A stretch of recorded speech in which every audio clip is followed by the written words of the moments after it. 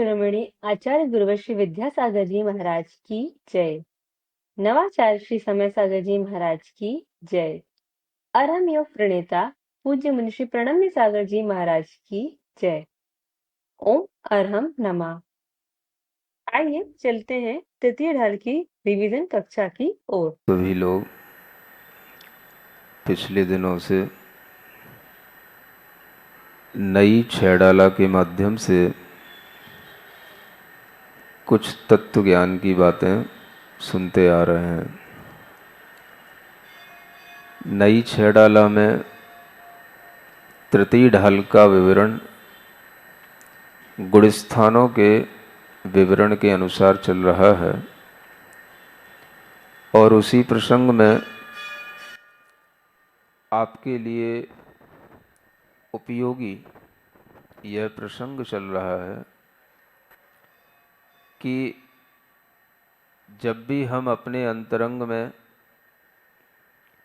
सच्चे धर्म की श्रद्धा करेंगे तो हमारे भीतर एक परिवर्तन होगा। वह परिवर्तन किमात्मक होता है, वह यहाँ पर इस तृतीय ढाल के 5वें छंद में आगे बताया जा रहा है।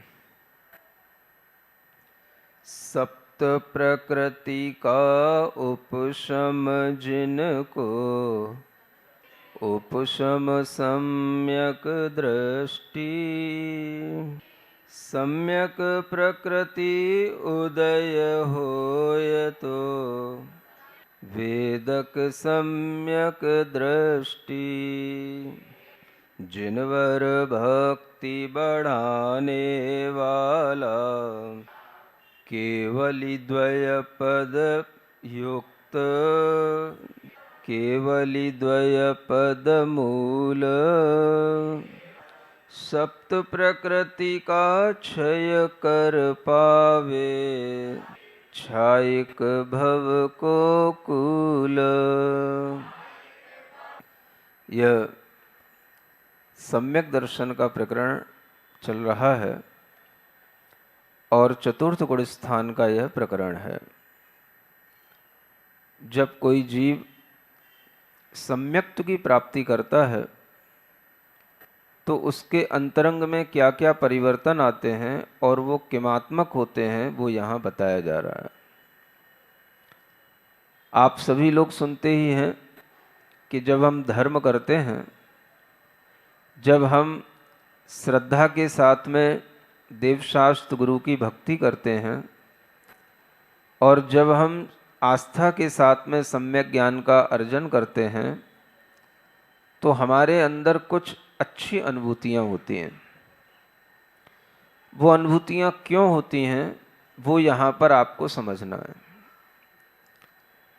हमारी हर अनुभूति के पीछे एक कर्म सिद्धांत जुड़ा रहता है। हम अपने अंतरंग में जिस तरह का भाव लेते हैं, अनुभव करते हैं, वो भी हमारे कर्मों के फल से होता है। कोई कोई जीव ऐसे होते हैं जिनके अंदर निरंतर संक्लेश परिणाम रहता है। कोई कोई जीव ऐसे होते हैं जो कभी संक्लेश से विशुद्धि की ओर आते हैं और कोई कोई जीव ऐसे होते हैं जिनके अंदर विशुद्धि का परिणाम निरंतर बना रहता है। ऐसे जीवों के ये जो परिणाम चलते हैं, यही उनका वास्तविक कर्म फल है जिसकी वह अनुभूति करते हैं। आपको अपने भावों में अगर हमेशा क्लेश अनुभव होता है, हमेशा आपको संक्लेश जैसे ही विचार आते हैं, मन में संक्लेश परिणाम चलता है, ये संक्लेश उत्पन्न करने वाले कर्म अपना अनुभव देते हैं और अपना फल देते हैं, तो हमें एक अलग तरह का संक्लेश भी अनुभव में आता है। वही कर्म जब परिवर्तित होते हैं, उन कर्मों में उनका जो कटुक भाव है, जब वह कुछ हल्का हो जाता है, संक्लेश उत्पन्न करने वाला उन कर्मों की शक्ति का अनुभाग जब कम हो जाता है, तब हमारे अंतरंग में कुछ विशुद्ध भाव भी आते हैं, एक निर्मलता का परिणाम आता है। इन परिणामों के पीछे हमारे कर्मों का परिवर्तन, हमारे कर्मों का फल, कर्मों की संयोजना एक बहुत ही इंपॉर्टेंट रोल अदा करता है। और यह किस तरह से होता है, ये यहाँ पर आपको कुछ कर्म सिद्धांत की परिवर्तन और उनकी बारीकियों को समझने से अच्छे से समझ में आएगा। जब भी कभी आपके अंदर कोई परिवर्तन आएगा तो वो परिवर्तन ये महत्वपूर्ण नहीं होता कि आपने कुछ क्रोध कषाय कम कर ली, कुछ आपने अहंकार जीत लिया, कुछ आपने लोभ थोड़ा सा कम कर लिया। ये विशेष परिवर्तन नहीं है। कुछ आपने अपने अंदर का लालच कम कर लिया, कुछ ईर्ष्या कम कर ली, कुछ आपने अपने अंदर कुछ पॉजिटिव थिंकिंग ले आए, कुछ हमने मोटिवेशनल बुक्स पढ़ ली, स्पीकर को सुन लिया तो हमारे अंदर कुछ थोड़ा सा पॉजिटिविटी आ गई। ये बहुत इंपॉर्टेंट चीजें नहीं है आपके जीवन में, और न इन चीजों से कोई लंबा परिवर्तन होता है, न इन चीजों से आपके अंतरंग में कोई बहुत लंबे समय तक कोई बदलाव आता है। अंतरंग में जो बदलाव आता है वो किससे आता है? इन 4 लाइनों को समझने से आता है। अंतरंग का बदलाव माने अपनी आत्मा में कर्मों का जब उपशमन होता है, कर्म जब हमारे अपने विशुद्ध भावों से दब जाते हैं, कर्मों की शक्तियों को जब हम परिवर्तित कर देते हैं, तब हमारे अंदर एक अद्भुत रूप में श्रद्धान का अनुभव होता है, और वह श्रद्धान की अनुभूति ही सम्यक दर्शन का परिणाम कहलाती है। वो कहां से उत्पन्न होती है? सुनने से बाहर से उत्पन्न तो होती है, लेकिन भीतर जब तक उसमें कोई कर्म में परिवर्तन नहीं आता, तब तक वह अनुभूति नहीं हो पाती जो श्रद्धा से भी उत्पन्न होती है।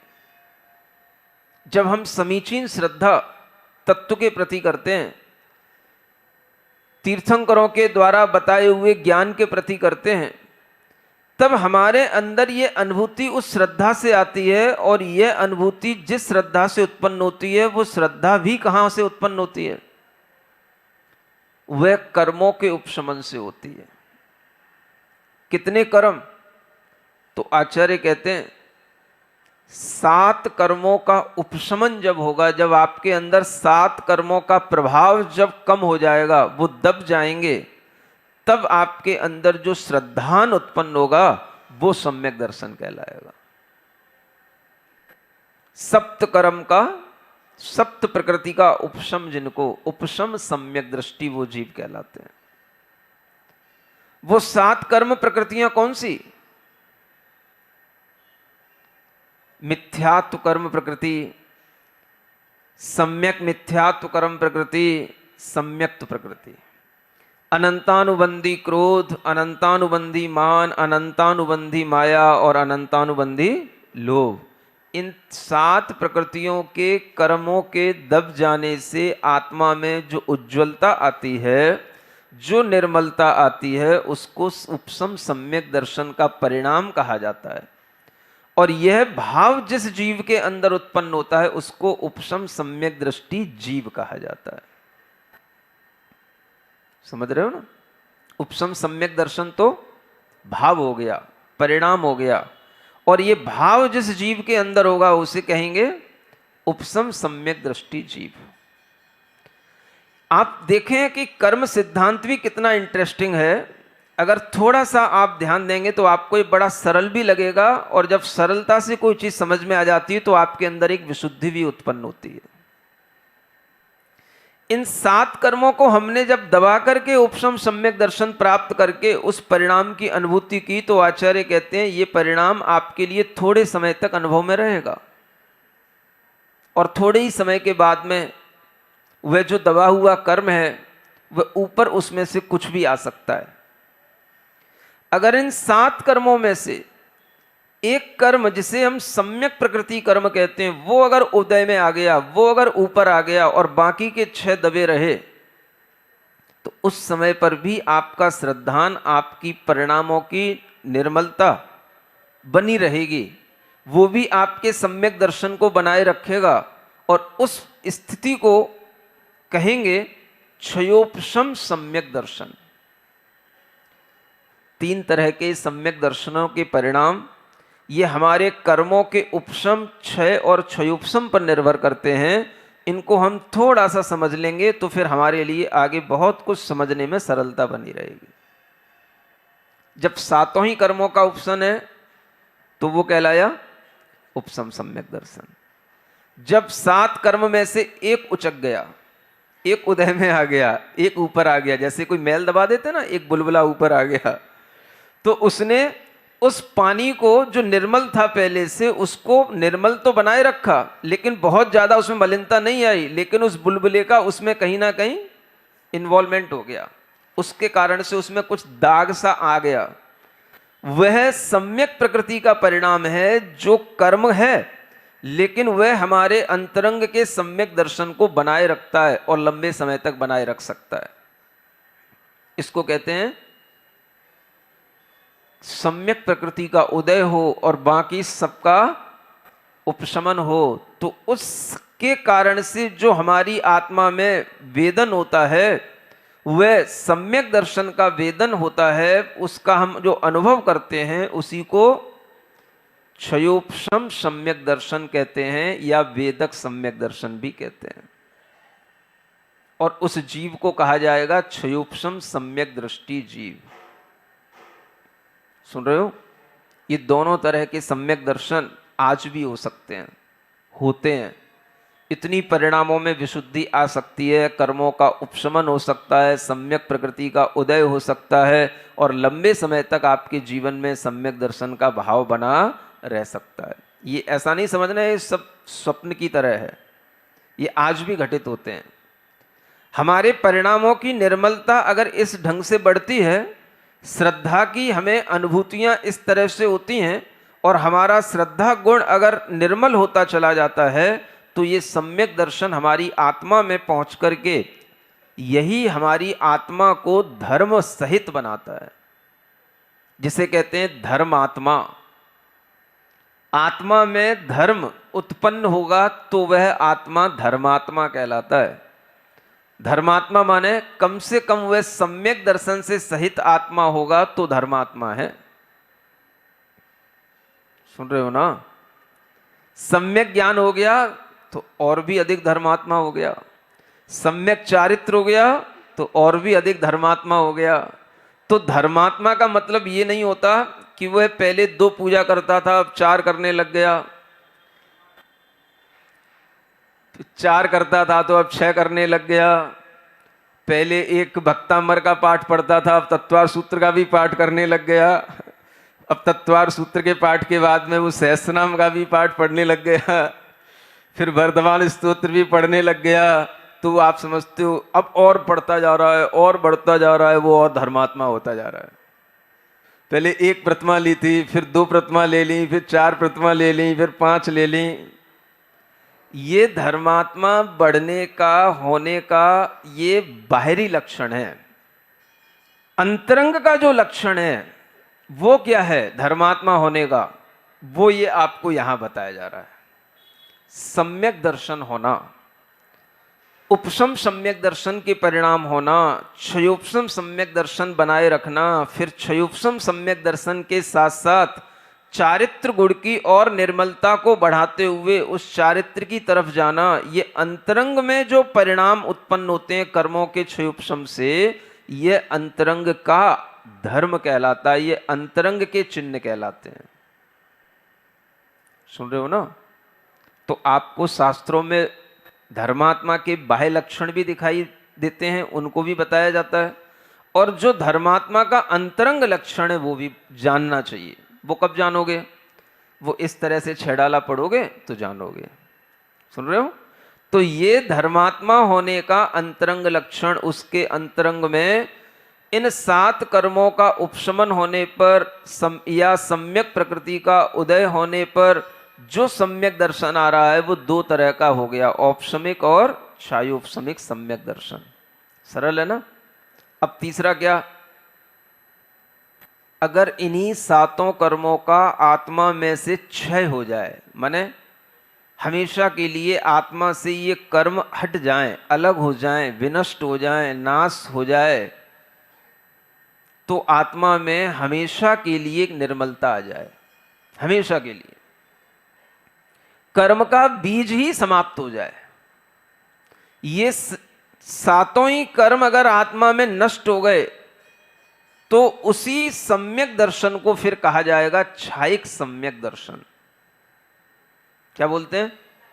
छायिक सम्यक दर्शन। उस जीव को जिसके अंदर ये छायिक सम्यक दर्शन होगा उसको बोलेंगे छायिक सम्यक दृष्टि जीव। समझ में आ रहा है? छायिक सम्यक दर्शन तो ये परिणाम हो गया, भाव हो गया, और छायिक सम्यक दृष्टि ये उस जीव को बता रहा है जिस जीव में ये घटित हुआ है। अब आपको ये सोच करके आश्चर्य होगा कि कभी ऐसा भी परिणाम हो सकता है जो हमेशा एक जैसा बना रहे, एक बार कर्म का क्षय हो जाए तो फिर वो हमेशा क्षय के रूप में ही रहेगा, फिर कभी दोबारा कर्म की उसमें उत्पत्ति ना हो सकती, आत्मा में वह कर्म उत्पन्न ही नहीं हो सकता। तीन तरह का ये सम्यक दर्शन में से आज वर्तमान में यह दो तरह का ही सम्यक दर्शन उपलब्ध होता है। आप अपने पुरुषार्थ से ये कर सकते हैं। तीसरा सम्यक दर्शन का जो भेद है, कौन सा? छायिक सम्यक दर्शन, वो नहीं होगा। अगर एक नहीं भी हो तो क्या फर्क पड़ रहा है? अगर ये दो भेद हो गए, ये दो तरह के सम्यक दर्शन में से कोई भी एक हो जाए तो भी बहुत बड़ी बात है, और कोई भी एक होगा तो सबसे पहले कौन सा होगा? तो उपशम सम्यक दर्शन होगा। लेकिन वो थोड़ी देर के लिए होगा, लंबे समय तक बना रहेगा तो कौन सा होगा? तो वो क्षयोपशम सम्यक दर्शन होगा। और अनंत काल के लिए बना रहे वो छायिक सम्यक दर्शन है। तो अभी इतनी बड़ी योग्यता अपने पास नहीं, किसी के पास नहीं, पंचम काल में छायिक सम्यक दृष्टि कोई जीव हो ही नहीं सकता। समझ में आ रहा है? पूछो क्यों? जिनवर भक्ति बढ़ाने वाला केवली द्वय पद मूल, यानी क्षयोपशम सम्यक दर्शन से जब जीव छायिक सम्यक दर्शन को प्राप्त करता है तो उसके लिए क्या चाहिए? केवली द्वय पद मूल। दो प्रकार के केवली होते हैं, एक अरिहंत केवली भगवान और एक श्रुत केवली भगवान, है ना? अरिहंत केवली का मतलब जिन्हें केवल ज्ञान उत्पन्न हुआ हो, ऐसे अरिहंत केवली। और श्रुत केवली का मतलब जो उन अरिहंतों ने समस्त द्वादशांग का वर्णन किया, वह सारा द्वादशांग का ज्ञान जिनके पास में, जिनके मुख पर रखा हो, उनको कहते हैं श्रुत केवली। ऐसे दो कोई भी श्रेष्ठ आत्माओं का चरण सानिध्य चाहिए। उनके पाद मूल में जब बैठोगे तब जो आपके अंदर जो भक्ति बढ़ेगी, उस समय पर भी क्या करना पड़ेगा? भक्ति बढ़ाना पड़ेगा। भक्ति से ही सम्यक दर्शन बढ़ता है।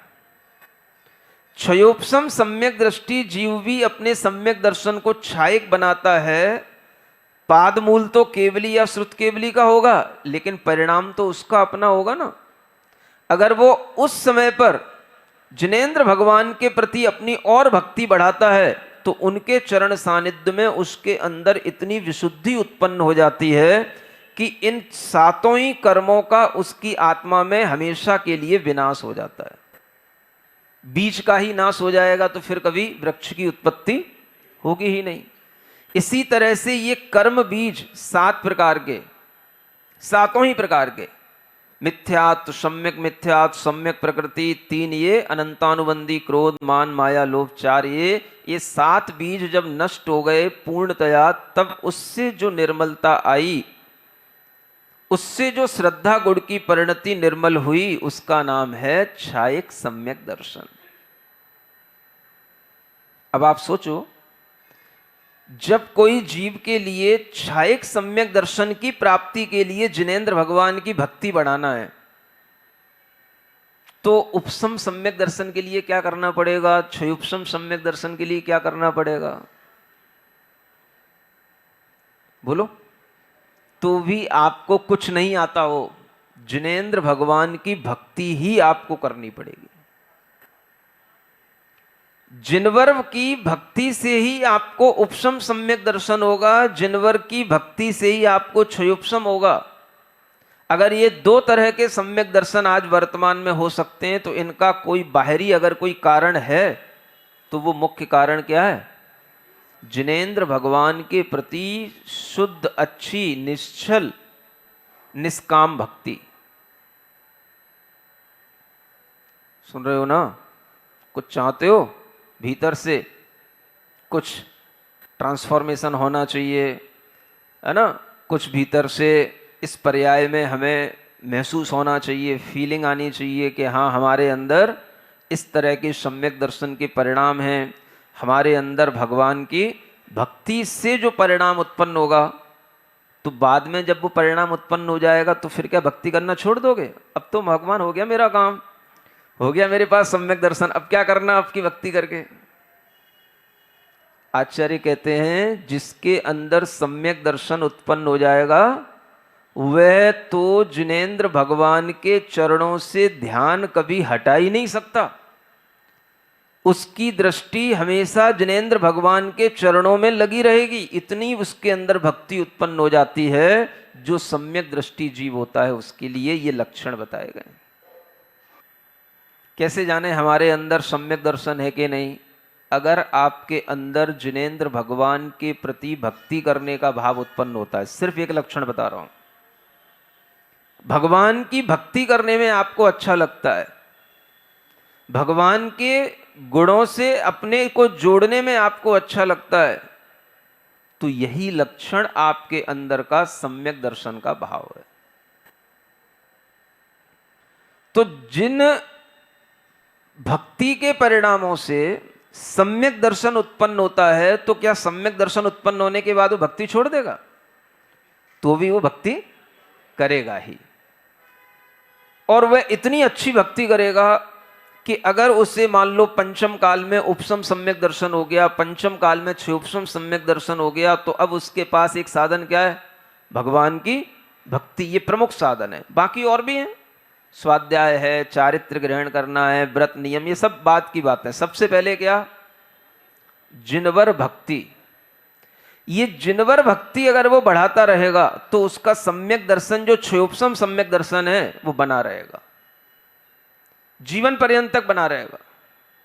श्वास यहां से छूट जाएगी, शरीर छूट जाएगा, लेकिन उसके अंदर का सम्यक दर्शन का भाव नहीं छूटेगा। वो अगले जन्म में भी उसके साथ जाएगा जिसके अंदर जिनवर भक्ति से ये सम्यक दर्शन उत्पन्न हुआ है।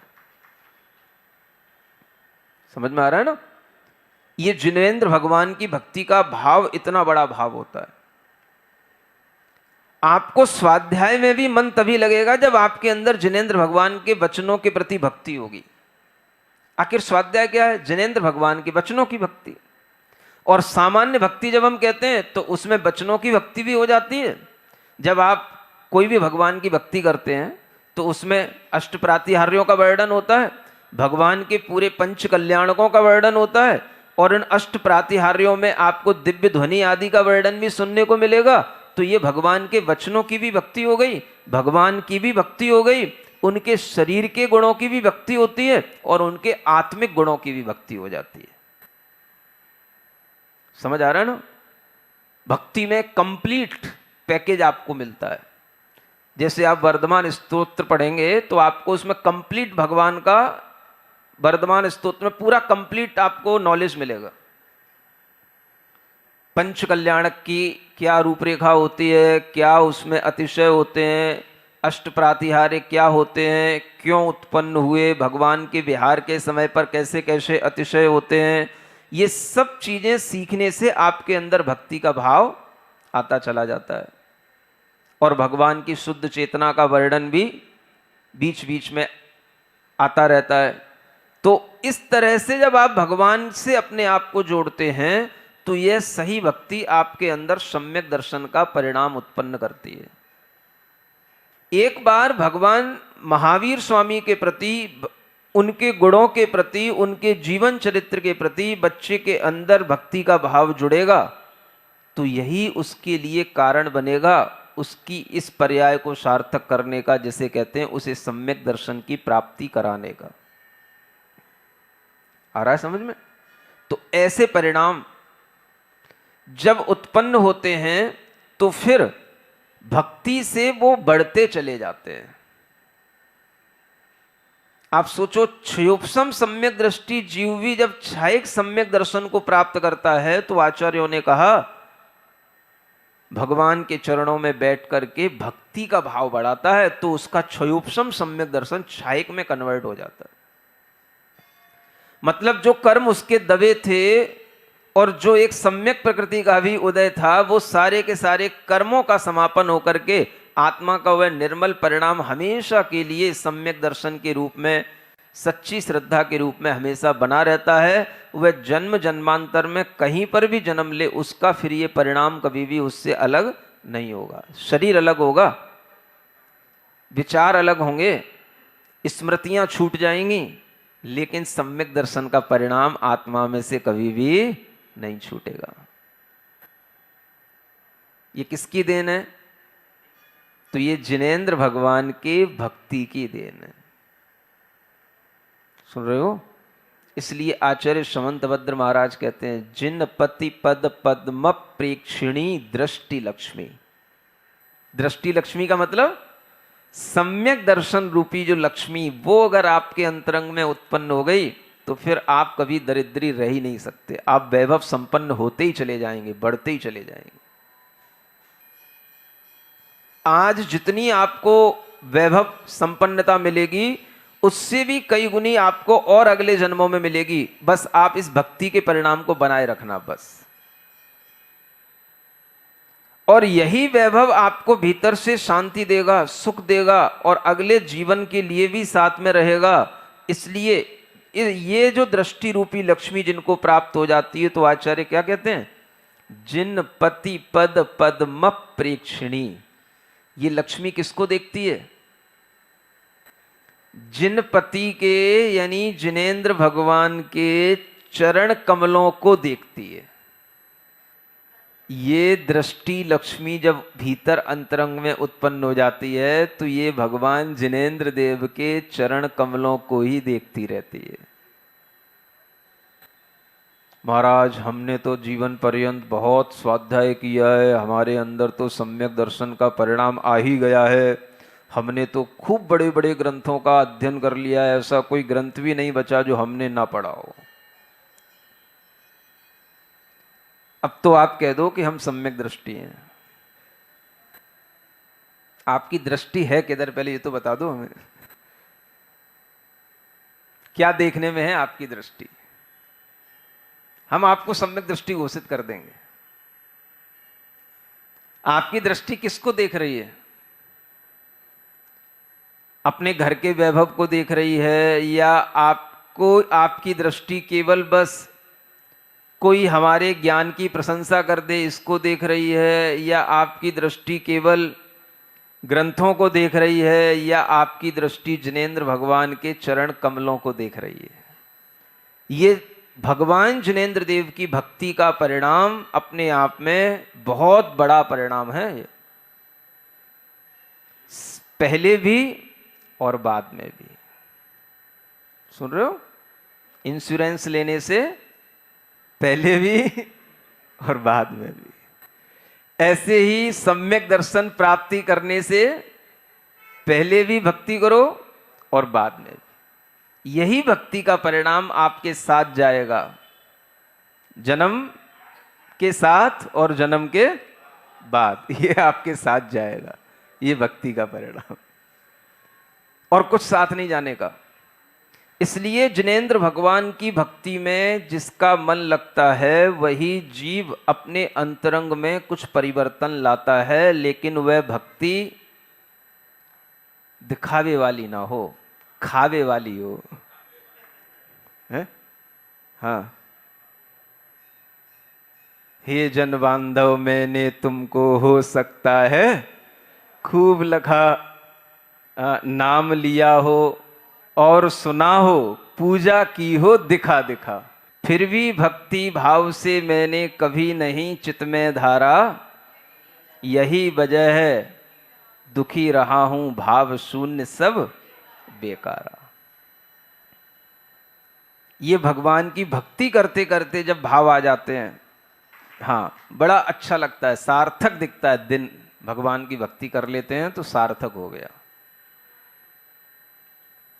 ऐसे परिणाम जब आपके अंदर आएंगे तब आप समझना कि ये सम्यक दर्शन के लक्षण हैं। हमें दूसरे से पूछने की जरूरत नहीं है। तो भक्ति करने का भाव छोड़ना नहीं है। ये अगर आपको नहीं आया तो आपको कुछ नहीं आया। भगवान की भक्ति करने के लिए अच्छे स्तोत्रों का भी चयन करो जिससे आपके भाव अच्छे लगे। समझ आ रहा?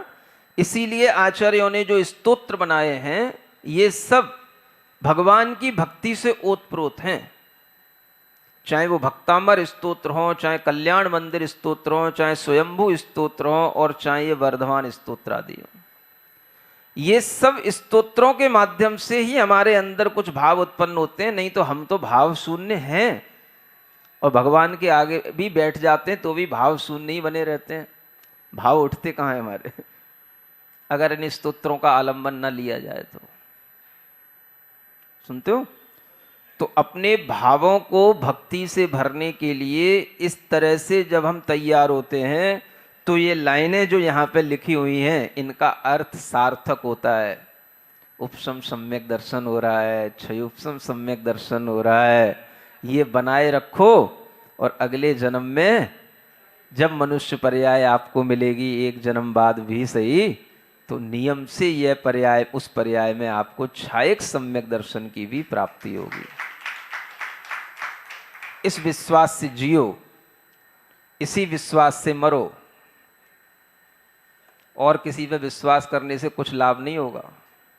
मिथ्या दर्शन और ज्ञान चरण संस्कृति कारण श्रुत जैन वर्ण, इनको तजने का जतन होय, सोही सम्यक पुरुषार्थ होय। मिथ्या मत देव कुबुद्धि रोग, दुख अपथ त्याग बिन दुख भोग। औषध सेवन से रोग जाय, ताकि चर्चा विधि कही जाय।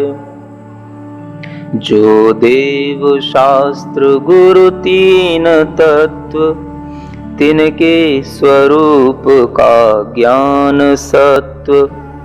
तिनकी श्रद्धा सत तत्व सार, सम्यक दर्शन का सुख अपार। हैं दोष 18 रहित देव, गुण 46 से युक्त एव। तिनको ही नित अरिहंत मान, सर्वज्ञ हितंकर वही जान। श्री जिन मुख निर्गत शास्त्र बोध, नययुत ना पूर्वा पर विरोध।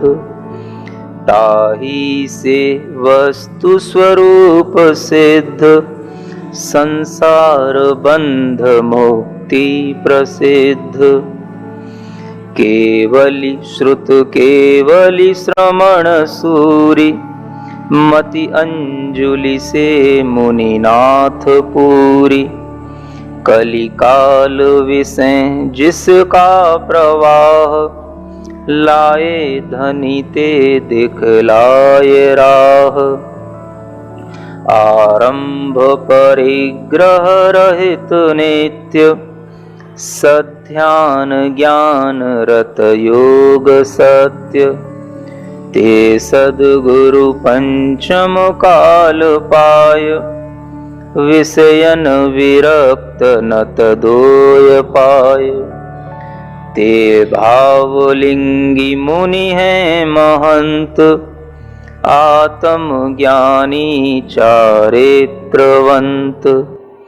गुरु आगम आज्ञा का प्रबंध, समकित जानो मत बनो अंध। धर सेन शिष्य श्री पुष्पदंत, कृतभूत बलि सिद्धांत ग्रंथ। श्री कुंद कुंद और उमा स्वामी, मुनि समंत भद्र पद पूज्य नौमि। अकलंक आदि श्री वीर सेन, हैं आर्ष संत इन रचित वैन। जो पढ़े प्रमाणिक वचन ज्ञान, 16 प्रमाणिक शास्त्र ज्ञान। सूरज सूर्यन के ग्रंथ पाय, अविरत जुगनू क्यों शास्त्र गाय। मुनि वचनों की श्रद्धा जुधार, समकित 8 अंग समेत सार। अंजन समभव्य निशंक होय, बिन ज्ञान धरे भी अमर होय। निहिकांक्ष बनी विष विषय जान, समदृष्टि अनंत मति बखान। आहार देय मुनि वमन देख, उद्दायन तीजा अंग लेख। नहीं पच्चीसा तीर्थेश आज, निर्मूढ़ रेवती का सुकाज। उपगूहन सेठ जिनेन्द्र नाम, मुनिवारी शेण थिति करण काम। विष्णु मुनि हैं वात्सल्य धाम, मुनि वज्र अंतिमे अंग नाम। त्रयमूढ़ 8 मद विना होय, समकित 8 अंगन सहित सोय। दृग मोहादिक विध सप्त नाश, छायिक आदिक जिन नाम भास। सो समकित भी व्यवहार जान, कारण है निश्चय कार्यमान। मुनि पांडव पारसनाथ स्वामी, सम्यक दृष्टि निश्चयी नामी। जब श्रमण होय निज ध्यान लीन, तब आत्मरुचि प्रकटे प्रवीण। पर द्रव्य भिन्न निज आत्मज्ञान, सोही निश्चय अनुभूति ज्ञान। निज में स्थिरता निश्चय चरित्र, तीनों एक संग न भिन्न मित्र। इस विधि द्वय विध जो मोक्ष मार्ग, क्रम क्रम ते साधो भव्य जाग।